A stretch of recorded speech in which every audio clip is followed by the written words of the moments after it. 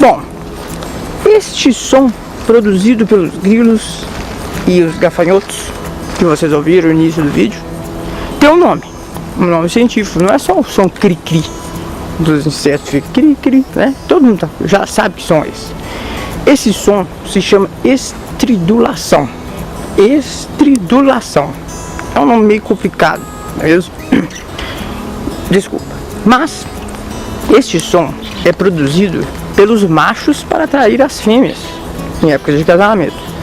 Esse que devia estar cantando isso do vídeo deve estar doido atrás de uma fêmea.